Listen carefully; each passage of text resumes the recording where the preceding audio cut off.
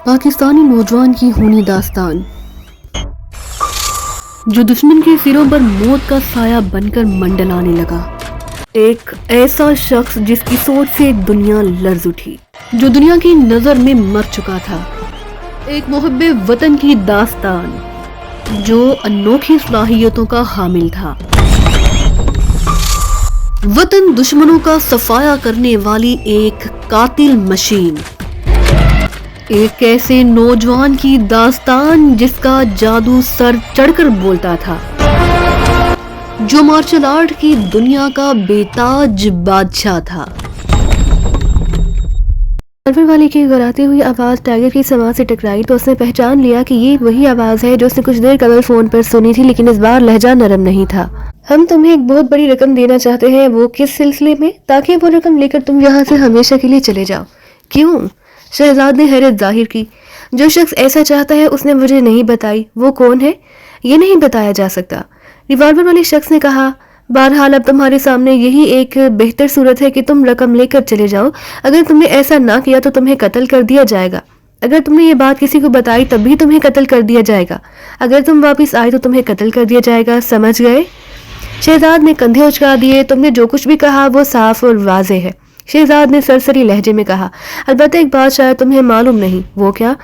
मैं तुम सबको जहन्नम रसीद करने का इरादा कर चुका हूँ। ये कहते हुए सबसे पहले उसकी बाईं कोहनी रिवॉल्वर वाले की कलाई से टकराई और उसके हाथ से रिवॉल्वर शहजाद के हाथ में पहुंच गया। इसी दौरान शहजाद का दायां हाथ बराबर में मौजूद दूसरे शख्स की गर्दन पर पड़ा और इससे कबल फ्रंट सीट के दोनों आदमी हरकत में आते उसकी हथेली का कोना पतली शख्स की नाक और पेशानी के दरमियानी हिस्से से टकराया। बढ़ने से पहले प्लीज चैनल को सब्सक्राइब और बेल आइकन का बटन जरूर प्रेस करें ताकि आपको आइंदा आने वाली वीडियो बर वक्त मिल सके। हड्डी की आवाज सुनाई दी जबकि शहजाद अब ड्राइवर की मोटी गर्दन को दबा रहा था।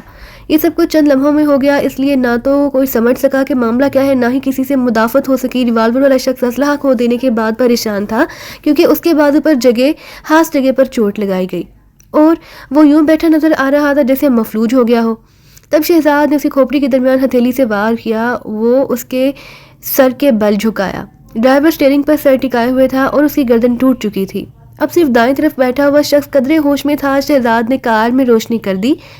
उस शख्स ने जब अपने साथियों का हशर देखा तो खौफ से बुरी तरह चीखने लगा।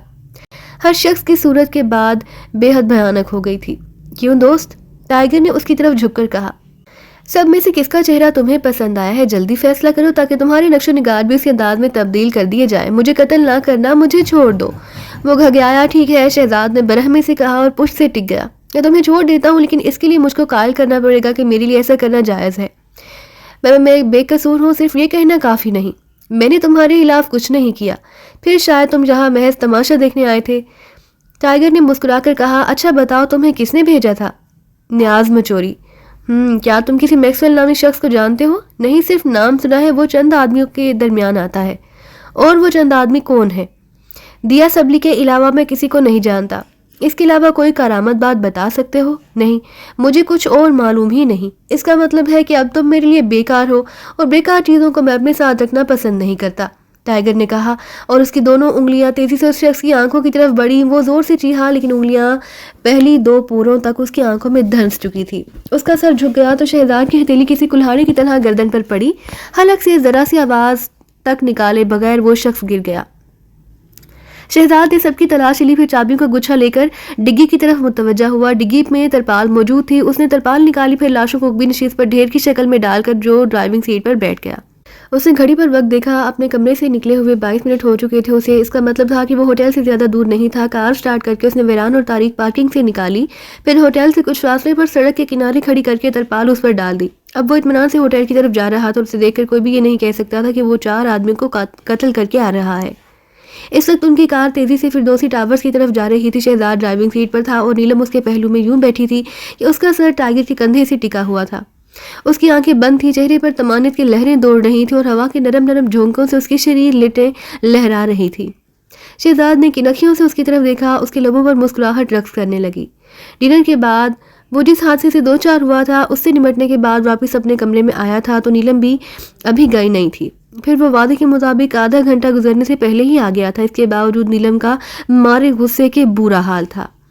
वो एक जिद्दी लड़की थी और बाप के बेजा लाड प्यार ने उसे काफ़ी बिगाड़ दिया था।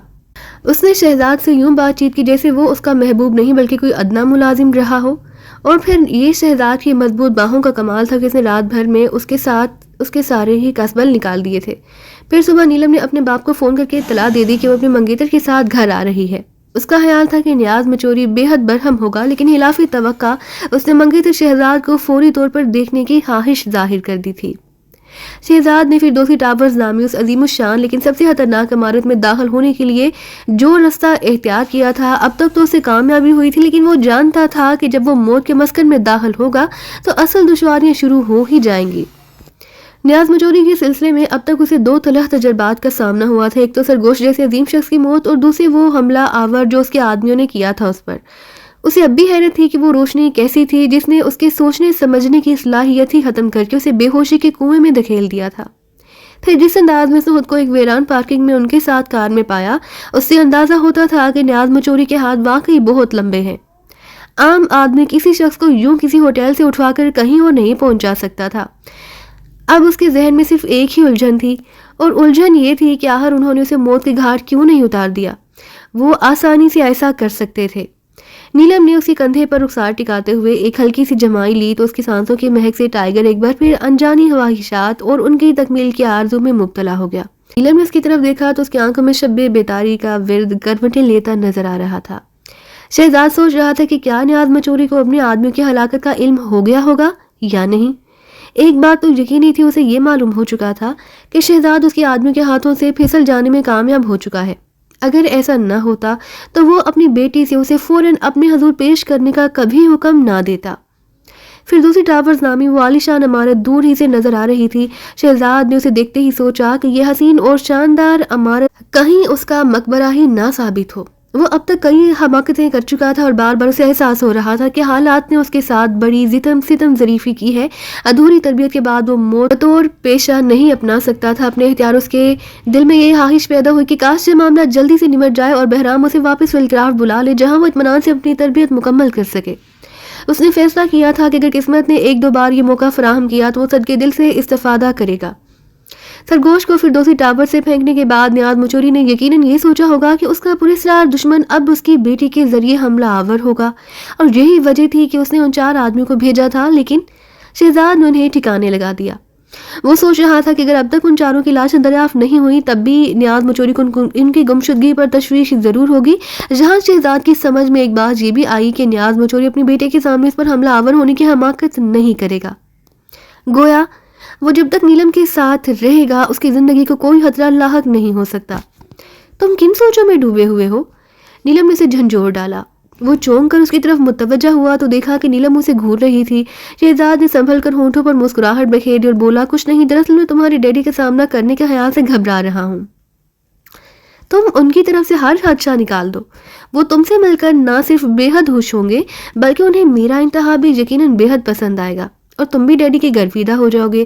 انہوں نے تو فون ہی پر نہایت جوش و خروش سے کہہ دیا تھا، اسے فوراً لاؤ، مجھے اس کی سخت ضرورت ہے۔ کیا واقعی؟ شہزاد نے معنی خیز لہجے میں کہا، ہاں یہ انہی کے الفاظ ہیں۔ خطرے کی گھنٹی شہزاد کے ذہن میں بجنے لگی، گویا نیاز مچوری اس سے ملاقات کے لیے واقعی مضطرب ہو چکا ہے۔ خیر دیکھا جائے گا، اس نے سوچا، اور اپنے استاد و شان کی ایک بات ذہن میں دہرانے لگا۔ سانس لینے کے صحیح عمل سے ذہن صاف ہو جاتا ہے اور انسان پرسکون رہتا ہے۔ صرف سکون ہی انسان کو ہر خوف اور ہر خدشے سے دور رکھ سکتا ہے۔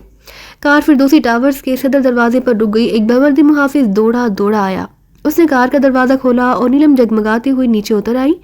شہزاد بھی کار سے اتر آیا۔ نیلم اسے لے کر ایک لفٹ کے قریب جا کھڑی ہوئی، پھر اس نے اپنے پرس سے ایک چابی نکالی۔ ذاتی استعمال کے لیے ہماری ایک الگ لفٹ ہے، اس نے کی ہول میں چابی ڈال کر کہا، اور اسے بائیں جانب دے کر لفٹ کا لاک کھولا۔ لفٹ کے ذریعے وہ ٹاپ فلور پر پہنچے تو دروازہ کھلتے ہی شہزاد کی نگاہ ایک ایسے شخص پر پڑی جو ٹبلر کی وردی میں ان کے استقبال کے لیے موجود تھا۔ ٹائیگر نے اسے غور سے دیکھا۔ یہ شخص بہرحال ٹبلر نہیں تھا۔ اس کے ذہن میں خیال کی سرگوشی ہوئی۔ راستے میں نیلم بتا چکی تھی کہ اس لفٹ میں سفر کرنے والے کو اوپر ایک مخصوص ٹیلی ویژن پر دیکھا جا سکتا ہے، اور صرف انہی لوگوں کو لفٹ سے اترنا نصیب ہوتا ہے جن سے اوپر محافظ مطمئن ہوتا ہے، ورنہ ایک مخصوص بٹن دبا کر وہ مہلک گیس کھول دی جاتی ہے جو لفٹ میں موجود شخص کو بالائی منزل تک پہنچنے سے پہلے ہی بے ہوش کر دیتی ہے یا پھر مار ڈالتی ہے۔ بٹلر کی رہنمائی میں وہ اسٹڈی میں جا پہنچے جہاں نیاز مچوری ان کا منتظر تھا۔ नीलम ने दरवाजे से ही से हाँक लगाई। ओ डैडी, हम आ गए। नियाज ने शहजाद से मुसाफिहा किया तो उसकी गिरफ्त हासिल सख्त थी। उसे पुरजोश मुसाफिहा नहीं कहा जा सकता था क्योंकि टाइगर ने उस शख्स की आंखों में नफरत की शदीद लहर देख ली थी। मुसाफिहा करते वक्त नियाज मचोरी का बायां हाथ अपने जैकेट के जेब में था और टाइगर को ये अंदाजा लगाने में जरा सी दुश्वारी पेश नहीं आई कि उसकी उंगलियां एक रिवाल्वर के गिर्द लिपटी हुई हैं। नफरत के साथ साथ नियाज मचोरी के चेहरे से शदीद हैरत भी जाहिर हो रही थी। गालिबन उसे अपनी आंखों पर यकीन नहीं आ रहा था कि शहजाद न सिर्फ जिंदा होगा बल्कि वो उसकी बेटी के मंगेतर की हैसियत से उसके हाथ दौड़ा भी चलाएगा। मैं तुम्हारे इंतखाब को सराहे बगैर नहीं रह सकता, नियाज मचोरी ने मायनेखेज अंदाज में कहा। लेकिन ये तुमने लिपस्टिक क्यों लगा रखी है? शहजाद को ये लिपस्टिक पसंद है डैडी। नहीं, ये शेर शहजाद को हरगिज पसंद नहीं होगा। क्यों शहजाद? नियाज ने बराह रास्त उसी से सवाल किया। ये शहजाद के लिए एक इशारा था जिसका मतलब था कि अपने चारों गुर्गों के हशर से वो आगाह हो चुका है। जाओ, जाकर उसे साफ कराओ। इस दौरान मैं इस शहजाद से मुतारिफ होने की कोशिश करता हूँ। नीलम मुस्कुराती और शर्माती हुई चली गई, लेकिन दरवाजे ही से वापस आ गई और नियाज मचोरी से लिपट कर बोली, मैं एक बात तो भूल ही गई थी डैडी। वो क्या? नियाज ने उसकी आंखों में देखा।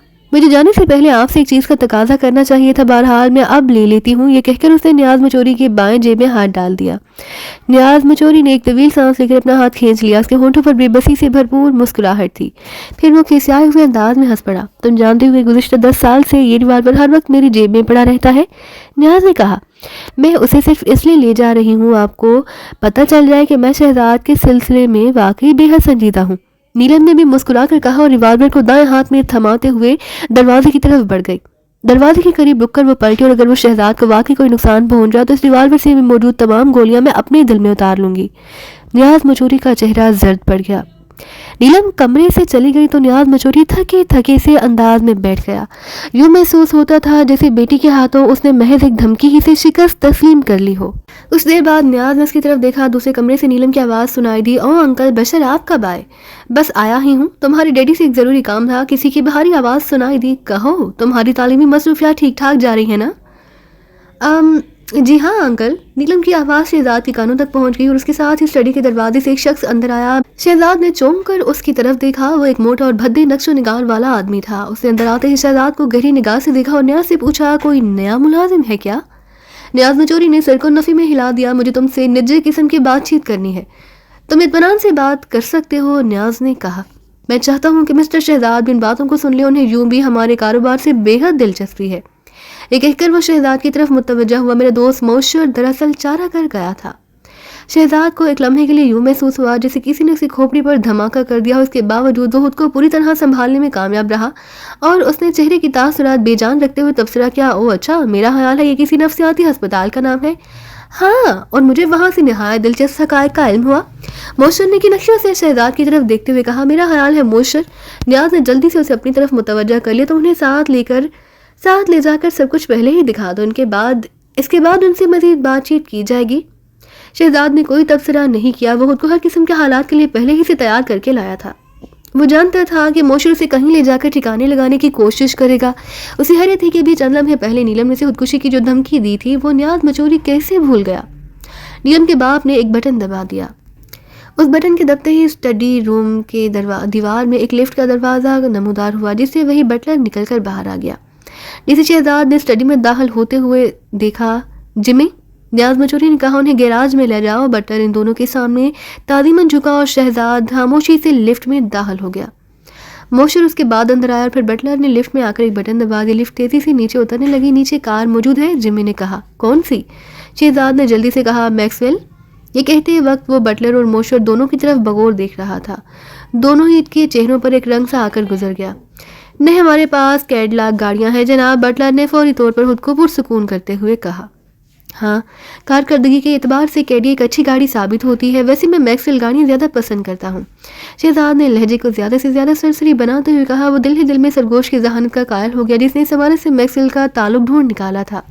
शहजाद का शोबा यकीन में बदल गया। मैक्सवेल नामी इस शख्सियत का फिरदौसी टावर से वाकई कोई ताल्लुक था और वरना इन दोनों के चेहरे यूं अचानक ही ना बिगड़ जाते। दोनों ने उसकी बात पर कोई जवाब नहीं दिया। कल रात भी मैं एक मैक्सवेल गाड़ी में बैठा था। शहजाद बोलता रहा और जायजा लेता रहा कि दोनों ने मानी इस निगाहों से एक दूसरे की तरफ देखा था। गालिबन उन्हें भी अपने इन 4 साथियों के अंजाम का इल्म हो गया था। वैसे वो दिल ही दिल में सोच रहा था कि मोशर ने چارہ گھر کا نام کیوں استعمال کیا؟ کیا فلکرافٹ کی تنظیم اور چارہ گھر کا راز کھل چکا ہے؟ لفٹ جلد ہی ایک تہخانے میں جا کر رک گئی. وہاں 2 کاریں موجود تھیں. بٹلر نے دروازہ کھولا. تشریف رکھیے جناب، وہ شہزاد سے بولا. شہزاد آگے بڑھا تو اچانک اسے اپنی پسلیوں میں کسی ٹھوس چیز کی چبھن محسوس ہوئی. یہ ریوالور کی نال تھی اور ریوالور یقیناً موشر کے ہاتھ میں تھا کیونکہ وہی اس کی پشت پر تھا. اور شان نے ایک ایسے ہی موقع کے لیے اسے تھوڑی ہی تربیت دی تھی. اسے ذہن میں تازہ کرتے ہوئے شہزاد نے جسم کے اس حصے کے عضلات میں تناؤ پیدا کر لیا جہاں ریوالور کی نال لگی ہوئی تھی. ٹھیک ہے مسٹر، آپ جلدی سے بولنا شروع کر دو. موشر گرایا. بتاؤ تم کون ہو، کہاں سے آئے ہو اور کس کے لیے کام کر رہے ہو؟ میرا خیال ہے یہ تمام باتیں تمہیں مس نیلم سے معلوم ہو سکتی ہیں. مجھ پر یہ ریوالور تان کر تم غلطی کر رہے ہو. شاید تمہیں معلوم نہیں کہ میں اس وقت اپنے ہونے والے سسر کے ہاں آیا ہوں. بکواس مت کرو ورنہ یہ سسرالی ہمارے تمہارا مقبرہ بن جائے گی. موشر نے سخت لہجے میں کہا. میں صرف 3 تک ہی گنوں گا، اس کے بعد کی گنتی اگر تمہیں نہیں آتی تو میں تمہارے لیے گننا شروع کر دوں گا. شہزاد نے کہا لگا کر کہا. 1. موشر گھر آیا. شہزاد نے جسم کے اس حصے کے عضلات میں مزید سختی پیدا کر لی جہاں ریوالور کا دباؤ چپکا ہوا تھا. مجھے میکسویل نے بھیجا ہے. اس نے جلدی سے کہا. میکسویل کون ہے؟ موشر نے کہا لگاتے ہوئے پوچھا. گولی چلاؤ تب تمہیں شاید زندگی بھر معلوم نہ ہو سکے گا کہ در حقیقت میکسویل کون ہے. احمق، موشر نے طنزیہ لہجے میں کہا. اس شخص کو کوئی بے نقاب نہیں کر سکتا. تم جیسے نہ جانے کتنے بے وقوف اس کو تلاش کرتے کرتے جہنم رسید ہو چکے ہیں. خیر، ایک میں بھی صحیح. شہزاد نے اطمینان سے کہا. میں گنتی دوبارہ شروع کر رہا ہوں. شہزاد خاموش رہا. اس بار موشر کا لہجہ مزید صفاق تھا. شہزاد کا جسم سخت پڑتا گیا. 2. شہزاد ٹائیگر نے ایک لمحے کے لیے آنکھیں بند کر لیں. 3. موشر نے کہا. اس کے ساتھ ہی اس نے ٹریگر دبا دیا لیکن شہزاد نے تنے ہوئے عضلات کو اچانک ڈھیلا چھوڑ کر اتنی تیزی سے تان لیا کہ ریوالور کی نال بھی متحرک ہو گئی. پھر وہ ایک لمحے کے لیے تھوڑا سا گھوم کر سامنے کھڑے ٹبلر پر کود گیا. بٹلر اس کے بوجھ تلے چیخ پڑا. شہزاد نے اسے دبوچے ہوئے کنکھیوں سے موشر کی طرف دیکھا جو کچھ فاصلے پر پڑا تھا. اس کے دونوں ہاتھ اپنی شہرک پر جمے ہوئے تھے اور اس کا دھانا کسی بیاب مچھلی کی طرح کھلا ہوا تھا. ریوالور اس کے قریب ہی گرا تھا. اس سے نکلنے والی گولی کار کی چھت کو چھوتی ہوئی سامنے کی دیوار سے جا ٹکرائی تھی. جمی اس کی گرفت میں مچل رہا تھا لیکن وہ نکل جانے میں کامیاب نہ ہو سکا. اس کی جدوجہد میں دیوانگی کی جھلک محسوس کر کے شہزاد نے اس کی ریڑھ کی ہڈی پر حفیظ سا دباؤ ڈالا. میکسویل کون ہے جمی؟ اس نے ٹھٹری ہوئی آواز میں پوچھا. آہ، جمی کے حلق سے حفیظ سی آواز نکلی لیکن کچھ ٹوٹنے کی آواز اسی سسکاری سے کہیں بلند تھی. شہزاد ایک طویل سانس لے کر کھڑا ہو گیا. اندازے کی ذرا سی غلطی سے اس کی ریڑھ کی ہڈی کو توڑ بیٹھا تھا. جمی اب اسے کچھ بتانے کے قابل نہیں رہا تھا جبکہ موشر تو پہلے ہی ملک عدم کے سفر پر روانہ ہو چکا تھا. شہزاد نے گیراج میں ادھر ادھر دیکھا. ان دونوں لاشوں کو ٹھکانے لگانا ضروری تھا. کسی کار کی ضرورت پڑ سکتی تھی اور کوئی بھی ان لاشوں کو قبل از وقت دیکھ سکتا تھا. جبکہ شہزاد کو کام مکمل کرنے کے لیے مہلت درکار تھی. گیراج کے دروازے سے اسے ایک لانڈری مشین نظر آ گئی. یہ عام ساعت سے کہیں بڑی مشین تھی. اس نے بھاری بھاری دونوں کو اس مشین کے قریب پہنچا دیا. یہ لانڈری مشین کپڑے دھونے کے علاوہ سکھانے کے بھی کام آتی تھی. شہزاد نے باری باری دونوں لاشیں اس ڈرم میں ڈال دیں جس نے کپڑوں کو نچوڑنے کے بعد مشین کا ہیٹر خشک کر دیتا تھا. ڈھکنا بند کر کے اس نے مشین چلا دی لیکن ڈھکنا بند کرنے سے پہلے وہ دونوں کی ایک ایک شریان کو کاٹنا نہیں بھولا تھا. جیسے ہی مشین چلی اسے ہلکا سا شور سنا. پھر گول شیشے سے اسے ان دونوں کے کپڑے اور گوشت گھومتا نظر آنے لگا. شکنجوں نے انہیں کئی ٹکڑوں میں تبدیل کر دیا تھا. پھر خون کی وجہ سے ان کو ڈرم میں حرکت کرنے میں کوئی دشواری نہیں ہو رہی تھی. وہ اس وقت تک کھڑا اس منظر کو دیکھتا رہا جب تک مشین کا شیشہ سرخ نہیں ہو گیا. وہ زیر لب مسکرائے بغیر نہ رہ سکا کہ چند ہی لمحوں میں مشین نہ صرف انہیں اچھی طرح نچوڑ دے گی بلکہ انہیں سکھا بھی دے گی. وہ بے رحمی سے مسکراتا ہوا لفٹ کی طرف بڑھ گیا. لفٹ میں سوار ہو کر اس نے بالائی منزل کے لیے بٹن دبا دیا. اسے معلوم تھا کہ لفٹ اسٹڈی ہی کی دیوار میں جا کر رکے گی. گویا وہ نیاز مچوری کے پاس سے مرنے کے لیے چلا تھا لیکن زندہ واپس جا رہا تھا. اس خیال سے اس نے اس کے دل کو گدگدا کر رکھ دیا اور وہ ہنس پڑا. اسے اس کام میں واقعی لطف آنے لگا تھا. پہلے اس کے ارادے متزلزل ہو گئے اور اس نے سوچا کہ فلگراف سے نکلنے کے بعد وہ رفو چکر ہو جائے گا. لیکن سرگوش سے ملاقات کے بعد اس کا ذہن بدلنے لگا. پھر سرگوش نے جس انداز میں اپنی بے پناہ قوت ارادی سے کام لیتے ہوئے خودکشی کی تھی اس کا احوال پڑھ کر اس کے خیالات میں مزید تبدیلی پیدا ہو گئی. اور اب تو وہ اس قدر محفوظ ہو رہا تھا کہ اس نے نہ صرف یہ مشن پورا کرنے کا ارادہ کر لیا تھا بلکہ وہ مزید کاموں کے لیے بھی فلگراف کے کام آنے کا مصمم ارادہ کر بیٹھا. لفٹ تیزی سے اوپر جا رہی تھی. بالائی منزل پر ایک جگہ لفٹ رک گئی لیکن شہزاد نے اس کا دروازہ نہیں کھلنے دیا بلکہ وہ دروازے سے ٹک کر خاموش کھڑا رہا. دروازے کی دوسری جانب سے اسے نیلم کی ذہنی آواز سنائی دے رہی تھی. نہیں ڈیڈی، میں نہیں مان سکتی. وہ ایسا ہرگز نہیں ہو سکتا. دولت کی اس کے نزدیک کوئی اہمیت نہیں. اگر ایسا ہوتا تو وہ پہلی ہی آزمائش پر پورا اترتا. میں نے اسے بڑے نوٹوں کی 10 گڑیاں دی تو وہ سب کچھ بھول کر نوٹ گننے میں لگ گیا تھا. پھر وہ رقم لے کر چلا گیا. اس نے تو جاتے وقت تم سے ملنے کی ضرورت بھی محسوس نہیں کی اور تم اس خودغرض نوجوان کے لیے ہلکان ہوئی جا رہی ہو۔ نیاز مجوری کہہ رہا تھا، مجھے اس سے شدید محبت ہے ڈیڈی، ایسی نادانی عموماً اس عمر میں ہو جایا کرتی ہیں۔ جواباً نیلم کی سسکیاں سنائی دینے لگی۔ شہزاد نے اس بات میں سر ہلایا گویا نیاز مجوری نے اپنی بیٹی کو خودکشی سے روکنے کے لیے یہ ڈھونگ رچانے کا پہلے سے پروگرام بنا رکھا تھا۔ اس نے بٹن دبایا اور لفٹ کا دروازہ کھلتا چلا گیا۔ نیلم اور نیاز مجوری نے چونک کر دیواری لفٹ کی طرف دیکھا، پھر دونوں کی آنکھیں حیرت سے پھیل گئیں۔ نیاز مجوری کا چہرہ دیکھ کر یوں محسوس ہوتا تھا جیسے وہ برسوں کا بیمار ہو۔ شہزاد لفٹ سے اتر آیا اور آہستہ آہستہ نیاز مجوری کی طرف بڑھنے لگا، جس کا رنگ رفتہ رفتہ کفن کی طرح سفید پڑتا جا رہا تھا۔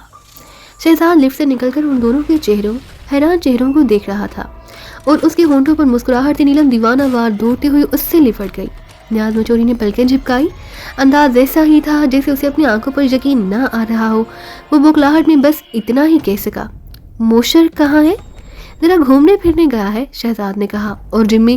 ظاہر ہے کوئی شخص گھومنے کے لیے تنہا تو نہیں جاتا، وہ بھی اس کے ساتھ ہی گیا ہے۔ شہزاد نے بڑی معصومیت سے یہ بات کہی۔